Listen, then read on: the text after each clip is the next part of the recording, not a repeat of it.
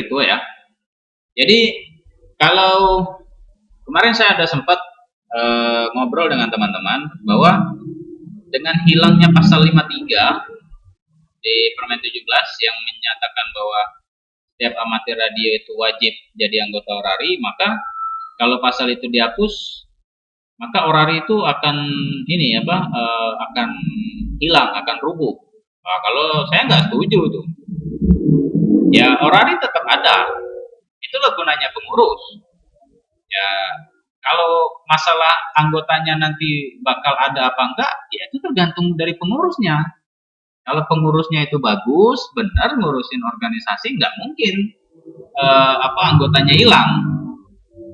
Tapi kalau pengurusnya itu nggak benar, ya setiap kali nanti muslok atau musda atau munas laporan keuangan nggak jelas, terus kalau pas lagi berhubungan dengan keperluan anggota, terus anggota dipalak-palak gitu kan, ya itu wajar aja kalau ditinggalin sama anggotanya, bisa rubuh, bisa mati itu orari itu. Jadi apakah dengan pasal 53 ini orari akan mati? Tidak. Itu menurut saya malah membuat pemicu nanti supaya orari ini akan lebih lebih baik lagi ya, terutama pengurusnya. Nah, kalau menurut saya kan sekarang ini pengurusan organisasi orari itu belum maksimal ya. Ya mungkin salah satunya yaitu tadi karena ada pasal 53. Jadi orari itu nggak mandiri. Orari sekarang itu seperti bayi yang selalu dapat susu. Gitu. Dia tidak pernah berusaha sendiri mencari susunya gitu ya. Karena kan ya setiap orang yang ikut UNAR harus jadi anggota orari. Jadi otomatis anggota orari itu ada terus. Pengurusnya nggak sibuk. Bagaimana caranya mencari anggota gitu kan. Nah, dengan adanya penghapusan pasal 53 ini orari akan lebih baik ke depannya. Kalau masalah mati apa enggak, ya saya tidak bisa bilang pasti tidak mati ya, tapi kita lihat aja di luar negeri. Kalau sepengetahuan saya, negara yang masih mewajibkan amatir radio itu, pemegang IAR itu wajib menjadi masuk di dalam satu organisasi itu cuma Indonesia. Negara lain udah nggak ada lagi, sepengetahuan saya ya.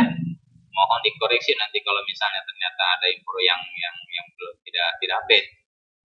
Di Amerika tidak wajib menjadi anggota ARRL. Di Jepang tidak wajib menjadi anggota JARL. Di Malaysia juga begitu. Di Jerman juga begitu. Di Inggris pun begitu. Karena memang pemerintahnya itu membedakan dan memang seharusnya begitu. Antara pengurusan izin, masalah izin dengan masalah organisasi itu dua hal yang berbeda. Orang mau jadi amatir radio bukan berarti orang tuh mau masuk ke dalam organisasi amatir radio, itu beda ininya klausulnya ya. Jadi memang di luar negeri itu sudah dari lama. Ini setahu saya nggak ada ya ininya yang memaksa amatir radionya itu harus masuk ke dalam satu organisasi. Dan mereka sampai sekarang fine-fine aja tuh organisasinya kan. ARRL malah berkembang sangat besar, bahkan ya jadi panutan gitu kan. JARL juga begitu, MARTS di Malaysia tetangga kita juga fine-fine aja. DARC ya lihat aja tuh dia bisa melaksanakan kontes YDX gitu kan. Award-awardnya juga banyak diburu. Jadi enggak kalau ada amatir radio yang mengatakan bahwa bagaimana nasib orari kita nanti ke depan, itu pesimis banget itu orang itu.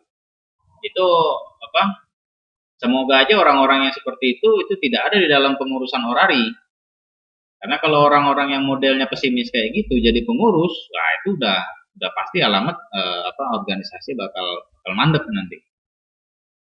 Nah, cuma memang ada beberapa hal yang misalnya di RPM itu mengatakan bahwa orari daerah ya, hanya orari daerah yang berhak untuk melaksanakan UNAR. Nah, ini sebetulnya Kalau saya lebih setuju ya jangan di orari daerah aja, di orari lokal juga harus harus diberikan kesempatan itu gitu. Karena secara geografis ya kalau di Jakarta memang kan Orda dengan lokal tuh jaraknya cuma sejengkal ya. Tapi kalau kayak di tempat-tempat provinsi lain, Orda itu berada di ibu kota provinsi. Nah, kalau lokal itu kabupaten kota itu kan jaraknya lumayan. Ada yang sampai 300-an kilo gitu kan. Nah, kalau menurut saya akan lebih baik kalau penyelenggaraan UNAR itu dilimpahkan juga ke orari lokal. Karena orari lokal itu itulah lini terdepan ya. Dan rekrutmen itu promosi amatir radio itu kebanyakan kan di orari lokal bukan di orari daerah ya. Ya hanya di beberapa tempat lah yang orari daerahnya itu memang eh, melakukan rekrutmen itu. Kalau menurut saya lebih banyak yang di orari lokal. Nah, dengan adanya orari sebagai penyelenggara UNAR, ini kesempatan bagi orari untuk menjadi apa namanya menjadi media dari orari untuk merekrut amatir radio untuk menjadi anggota orari gitu. Ya, walaupun memang tidak wajib, tapi kalau misalnya difasilitasi oleh orari, ya kan kemudian mungkin biayanya juga ya walaupun harus ada yang harus dibayar, misalnya aja untuk snack atau apa segala macam ya, ya tergolong murah gitu kan. Ya mungkin amatir radio yang tadinya tidak berminat akan jadi berminat. Dan kalau menurut saya sih rugi juga tuh kalau amatir radio tidak bergabung kepada orari ya, karena organisasi di Indonesia tentang amatir radio yang diakui oleh IARU itu kan cuma orari ya. Ya, berarti kalau bukan anggota orari, kerugiannya apa tuh? Ya banyak lah. Yang berurusan dengan IARU kita nggak bisa ikut-ikutan gitu kan. Yang biro misalnya ya, Gesel Cup melalui biro nggak bisa lagi kita. Saya pernah tuh berapa kali menemukan ada permintaan amatir radio di luar negeri yang bilang tidak bisa menerima Kesel Biru. Karena apa? Dia tidak tergabung dalam organisasinya gitu. Nah, itu kan kerugian juga. Jadi kalau masalah orarinya bagaimana ke depannya itu tergantung dengan pengurus. Kalau pengurusnya bagus, ngurus organisasi ya pasti bagus lah. Kalau pengurusnya itu pesimis, terus apa namanya jadi pengurus itu cuma sekedar untuk tameng apa namanya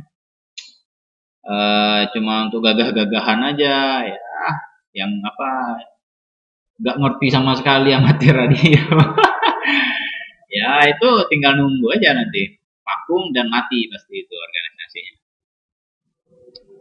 itu tapi semoga tidak terjadi itu harapan kita dengan adanya RPM yang terbaru ya jadi apa amatir radionya jadi lebih berkualitas dan orarinya juga semakin bagus gitu. bisa bisa mencontoh lah dengan organisasi amatir radio di luar negeri yang semakin lama semakin besar, semakin hebat, bahkan menjadi panutan bagi amatir radio lainnya. Oke,